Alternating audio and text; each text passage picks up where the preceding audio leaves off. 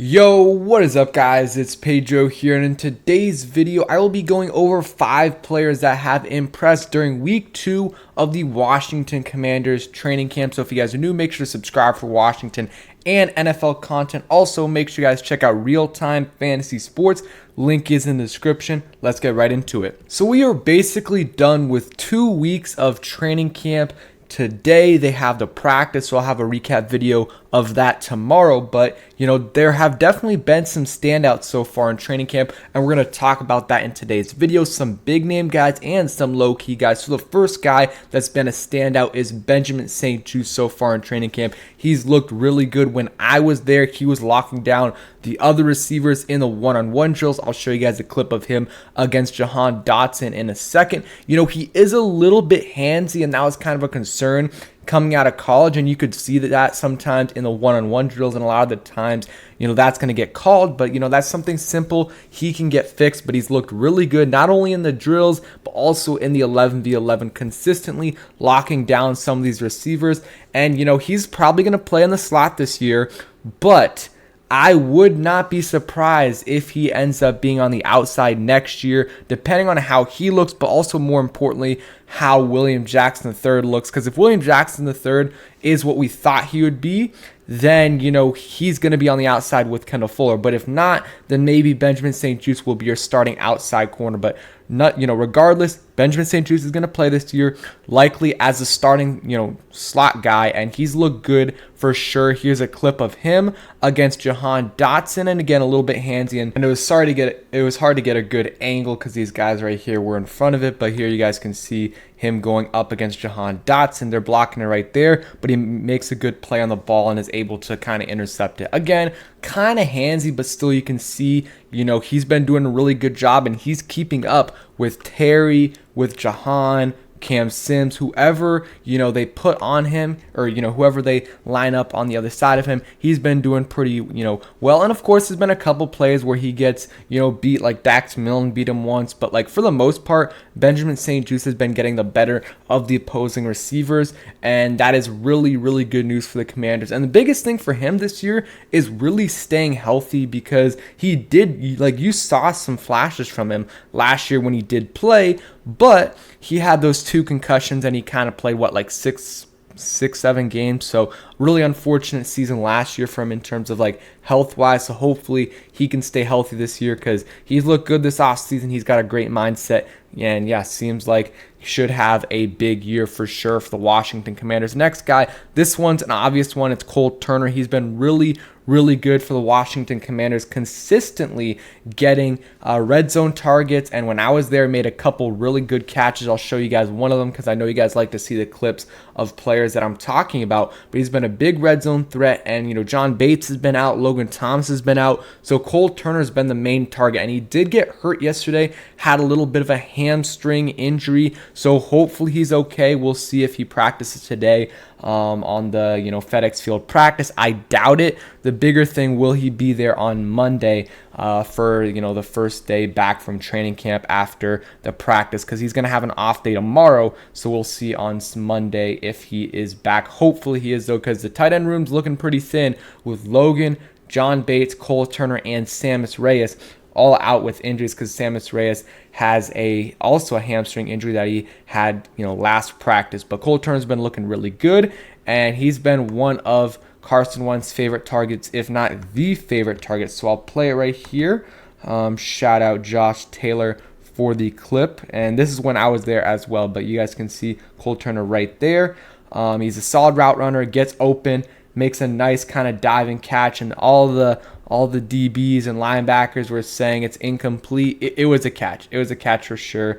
But it was a good play. He's been doing this all of training camp, and yeah, I think he's going to have a significant role on this offense, especially if Logan Thomas is out, and if John Bates is out, then Colt Turner is going to get all the targets, because I think people sleep a little bit on John Bates as a pass catcher, because everyone knows he's a good blocker, but he's also a solid pass catcher as well. So like, even if Logan Thomas is out, Colt Turner isn't going to get all the reps, all the targets for the tight end. Like, he'll get most of them, but John Bates will as well, because he's a very very good target, very solid pass catcher. But Colt Turner is going to help out a ton, especially in the red zone. I mean, it's going to be hard to cover this offense in the red zone. If you think about it, you got like Colt Turner and Logan Thomas maybe on the field at the same time. I would like to see that 6'6", 2 6'6" plus guys, one former receiver, one former QB. And then you got Terry and Jahan on the outside or wherever you want to put them, and then maybe even J.D. McKissic as well. I mean, that's going to be really,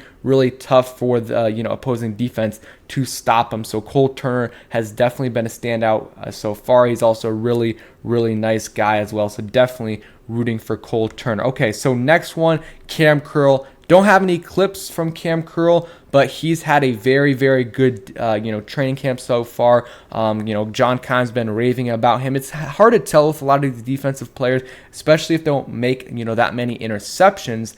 But Cam Curls look good, and this is on, Friday. He recovered a fumble and then filled the gap well in another run for a stop, and I believe he forced a fumble as well. So he's looked good so far in camp, and he's going to be their starting strong safety. But occasionally they might put him as the Buffalo nickel for a few plays and then move maybe Derek Forrest to the strong safety position, because Cam Curl is very, very good on as a Buffalo nickel, and you want him as a strong safety, but he can play Buffalo nickel at times. So they've talked about doing that, so I'm going to be interested to see if they do that. And hopefully by the end of the season, and it's probably not going to happen, but maybe next year, your secondary or your starting safeties look like Cam Curl and Percy Butler, and then maybe Bob McCain in the slot, or just as a backup, or more of a rotational player, and then Derek Forrest as the Buffalo nickel. I mean, I'm liking the upside that some of these safeties have, and I hope Cam Curl, I mean, he's already been really good his first couple years, but I'm hoping he has an even better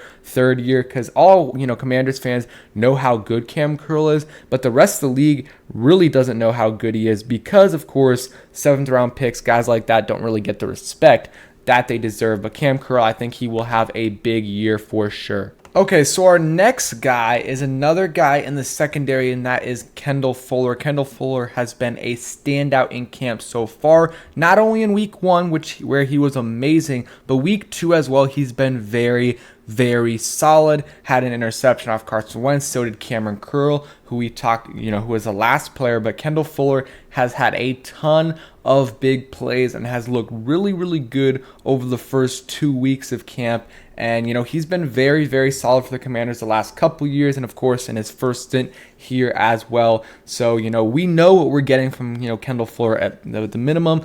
Good cornerback play, possibly very good cornerback play at times from Kendall Fuller. Also very versatile player, can play in the slot if you want him to. But I think at this point in his career in this defense, I think he's better suited for the outside. But this secondary so far has been pretty solid. The communication, and of course, guys, it's just training camp, so it's hard to take too many conclusions away. But, compared to last year, at this time, I think the communication is a lot better. It seems like William Jackson III has been better. Like, I remember I was concerned during training camp last year about William Jackson III. Like, he was consistently getting cooked. Whenever there was a highlight, it was him who, for a receiver, it was him getting burned. And I was saying, and people were, it's not a big deal, but I was kind of saying, it's a little concerning. And, it turns out like he was not good last year. So, he got better as the season went on, but still he wasn't great last year. But this year looks like he's been better. Kendall Fuller's been great. Cam Curl a little bit better than last year. He's been really good. And then, Benjamin StJuice is playing the slot. I think that helps.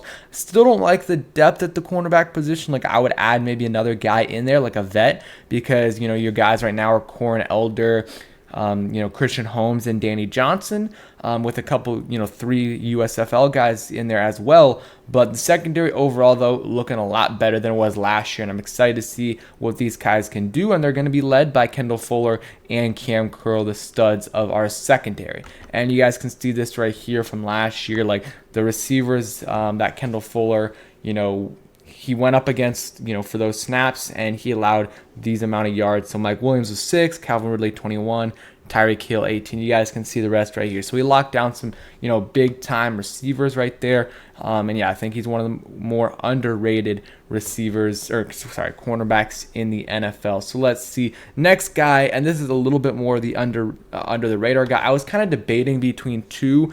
I picked Dax Milne, but it could have gone either way with Dax Milne or Kelvin Harmon. I've been hearing really, really good things from Dax Milne over the first couple weeks and this week as well. He had some really nice catches in the 11v11 drill, 7v7 as well. And yeah, he's been really solid. I think he even had, he beat Benjamin StJuice in the one-on-one. So he's been really solid, getting some work with the second team. He's also been doing punt return and kick return work. Sorry about that. So I think he has a chance to make the roster. Like, for sure, you can tell he is a much better and more talented receiver, in my opinion, than Alex Erickson. The question is, how much worse, or how do they compare as returners? Because I think Alex Erickson for sure has the edge. But if it isn't that much of a bit, difference, then you probably keep Dax Milne as as the last receiver and have him as the returner. You don't need him to do anything special. You also have, Danny Johnson, Jarrett Patterson.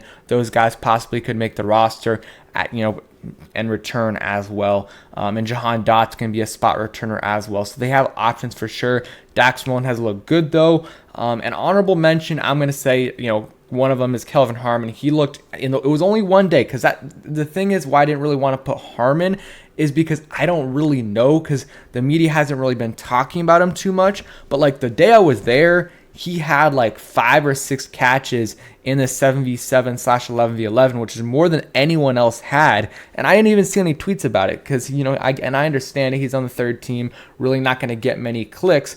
But it would have been, maybe he's been doing this every practice and they're just not reporting on this. Here's a route from Dax Milne. You can see him in the back there. Yeah, there he is right there. And again, he's looked good. And then Harmon as well, he's looked very good as well. I don't think he's going to make the team again because the receiver room is a lot better. We know Terry, Curtis, Jahan, Cam Sims, and De'Ami Brown. Those guys are locks. That's 5. And they're probably going to keep 6, maybe 7. And one of those, receivers that's going to make it is either Dax Milne or Erickson. So if they keep 6 receivers, Harmon and these other guys have no chance. If they keep 7, then they have a small chance to possibly make the roster. So Kelvin Harmon is a guy that, I think will be a practice squad and maybe, practice squad guy, and maybe eventually he gets called up to the active roster. But at this moment, I just don't think he makes the roster. But he's been a guy that, at least when I went, has impressed me, and I'm going to be going again on Monday. So any guys you guys want me to look at, closer, I will for sure. And I was debating putting Wentz on here, but he's just been a little bit too inconsistent. But he had a couple really good days and, a couple not so great days. So that is it for today's video. I hope you guys did enjoy. If you did, hit that like button, subscribe if you guys are new, and peace.